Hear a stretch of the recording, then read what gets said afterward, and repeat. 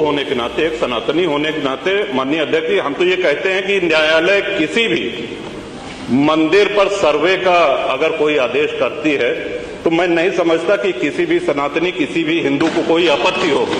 हमने किसी के धर्मस्थल तोड़ के अपने धर्मस्थल नहीं बनाए। करें, जहां करना हो सर्वे करें। हम कभी गुम्मा अद्धा नहीं चलाएंगे, हम पत्थरबाजी, हम न्यायालय के निर्णय का सम्मान करेंगे। न्यायालय ने किसी सर्वे का आदेश दिया तो उस आदेश को पलटने के लिए क्या तरीका है? उससे बड़ी अदालत नहीं जाए कि सड़क पे खड़े होकर के पत्थर प्रशासन के ऊपर और पुलिस के ऊपर चला जाए। इस सदन की कार्रवाई लाइव देखी जाती है, रिकॉर्ड रहता है।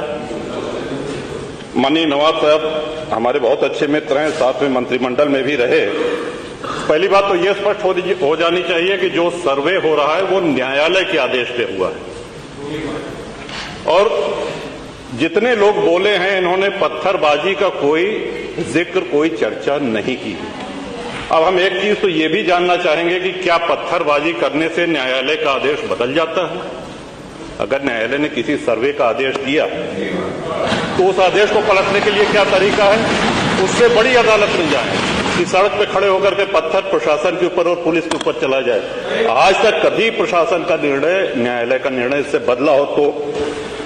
दूसरा, श्रीमान, पुलिस और प्रशासन के लोग जो घायल हुए हैं उनके प्रति किसी ने कोई पीड़ा, कोई चिंता व्यक्त नहीं करी। बहुत गंभीर मामला है ये। ठीक उसी तरह है जैसे बहराइच में 22 साल का एक नौजवान राम गोपाल मिश्र, 4 महीने पहले शादी हुई थी, उसकी हत्या कर दी गई। इतनी निर्मम हत्या करी गई, इतनी गोलियां शरीर में मारी गई, हाथ के नाखून भी निकाल लिए गए। अपराध क्या था कि उसने अपने धर्म का एक झंडा लगा दिया। श्रीमान, इसी चर्चा में एक बड़ा रोचक तथ्य सामने आया। माननीय नवाब साहब ने कहा कि कुंदरकी में लूट हुई है, लूट करके, वोट लूट करके ये विधायक बन गए हैं। वरना कुंदरकी में 65% मुसलमान हैं, 35% हिंदू हैं, तो रामवीर सिंह कैसे जीत जाता? ये कार्रवाई में है हमारा। तो मनोहर, एक सवाल हम ये भी करना चाहते हैं कि जिन विधानसभाओं में मुस्लिम मतदाता की संख्या हिंदू से कम है, क्या वो लूट करके विधायक बन के आते हैं? या क्या हिंदू बाहुल्य जो विधानसभाएं हैं वो मुसलमान को वोट नहीं देती? इस हिसाब से तो यही लगता है कि सबसे बड़ा आश्चर्य धरती का यही हो गया कि जब 65% मुस्लिम है तो हिंदू कैसे जीत गया? आज पहला दिन है इन लोगों का सदन में। हमने अनुरोध किया था जो नए सदस्य जीत के आए हैं कम से कम परिचय करा दें, हम लोग भी पहचान लें।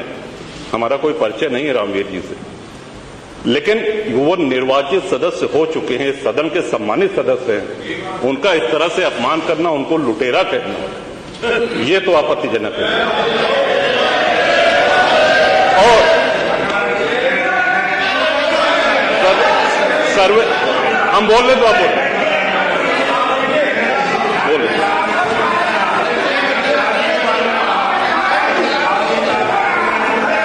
माननीय अध्यक्ष जी, 2 मिनट में अपनी बात समाप्त कर रहा हूं। 2 मिनट में अपनी बात समाप्त कर रहा हूं। हम लोगों ने भी बड़े धैर्य से सुना।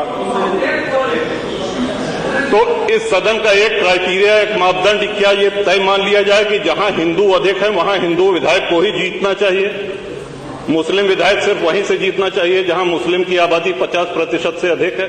अगर ऐसा नहीं हुआ तो ये मान लिया जाए कि वोटों की लूट हो रही है या विधायक लुटेरा बन के वोट को लूट करके जीत करके आया है, बेईमानी से आया है। तो श्रीमान, ये तो इन शब्दों को कार्रवाई से हटाया जाना चाहिए। ये सदन के विधायक का अपमान है। और एक बात और कही गई कि सर्वे शांतिपूर्ण चल रहा था।